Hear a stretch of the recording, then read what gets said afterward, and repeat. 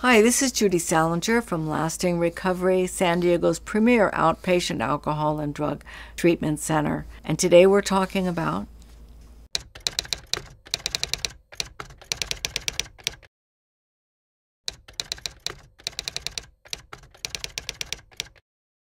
one of the things, first of all, that I'd like to say is that through these three stages that we'll talk about, for a male, it generally takes on average for alcohol to get to the point where it's really severely problematic is about 15 years. And for women, it's about 8 years. Now, that's when we're talking about alcohol. If we talk about drug addiction, it comes much more quickly because of the destruction to the family system, the destruction to the body, and to one's surrounding life.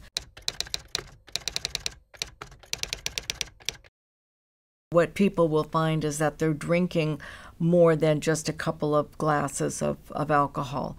With wine, they may have 3, 4, 5, or beers, upwards to more than just a couple of beers, and that they don't realize that they've been doing it, but they recognize that their intake has significantly increased.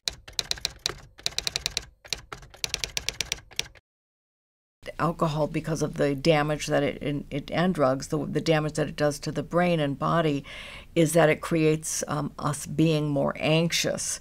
And so there's a lot of anxiety that goes along. So as the disease progresses, people want to drink or use drugs to calm their nerves. And they will often say, I was just so stressed that I had to use, or I didn't know what else to do when I got home, and it helped me unwind.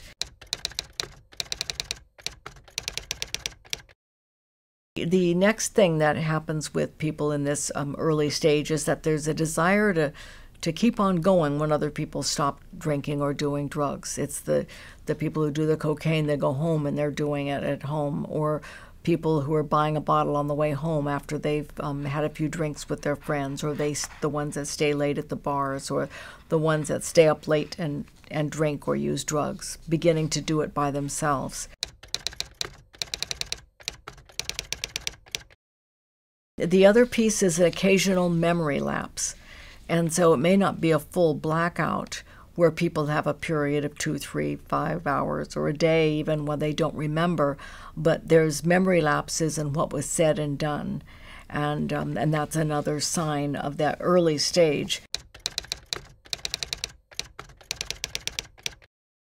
There's this secret irritation when someone talks about, your use, asking you, do you remember? How come you don't remember what happened last night? Or I thought you said you weren't going to smoke marijuana anymore, and here it is. You told me that you threw it all away, and I see it again.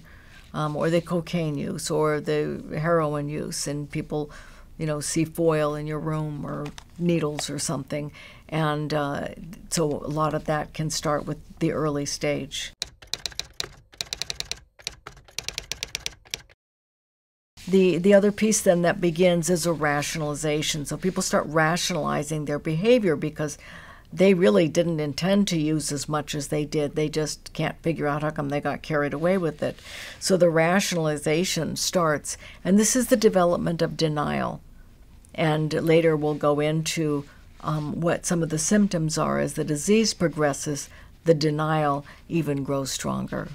So thank you, and we'll be back again to talk about phase 2 of the progression of alcohol and drug addiction. Thank you.